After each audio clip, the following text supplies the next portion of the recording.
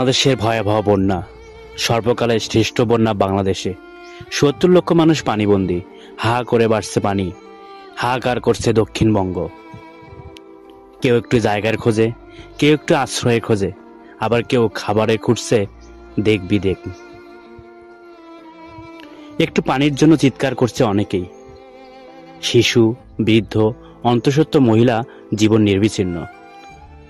প্রতিনিয়ত মানুষ মারা যাচ্ছে, কবর দেওয়ার মতো নেই কোনো জায়গা, ভেসে যাচ্ছে অনেকের লাশ।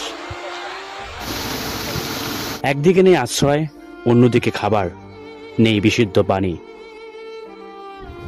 কিন্তু দেশের এক অংশ যখন পানিতে, তখন অন্য অঞ্চলের সকলেই ছুটছে ত্রাণ নিয়ে।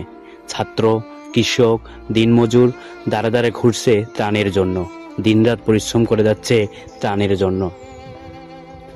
স্কুল, কলেজ, মহাবিদ্যালয়গুলো ত্রাণের জন্য টাকা কালেকশন করছে, ছুটছে ত্রাণবর্তী এলাকার দিকে। এত কষ্টের মাঝেও এ যেন এক নতুন বাংলাদেশ। দলবল, ধর্ম, বর্ণ নির্বিশেষে ঝাঁপিয়ে পড়ছে বন্যা কবলিত এলাকার দিকে। দেশের এই মহামারী লগ্নে একে অপরের সাহায্য করে যাচ্ছে এদেশের মানুষ। হঠাৎ এই বন্যায় সম্পূর্ণ বাংলাদেশ ঝাঁপিয়ে পড়ছে তাদের দিকে।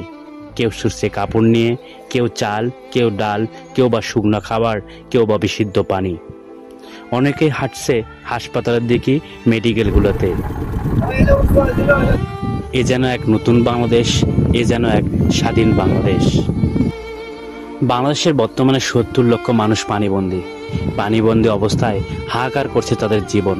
এই জীবনের মান উন্নয়নে একটু খাবার এবং বিশুদ্ধ পানি নিয়ে ছুটছে অনেকেই তাদের কাছে। আপনিও চলে আসুন এদের পাশে, দেশের সাথে, জনগণের স্বার্থে। সবাই এগিয়ে আসুন, যে যেটাই পারি, এবং সেই সাথে আমাদের ভিডিওটি লাইক, কমেন্ট, শেয়ার করে আমাদের পাশে থাকুন। বুলবুল আহমেদ, গাইবান্ধা টেলিভিশন।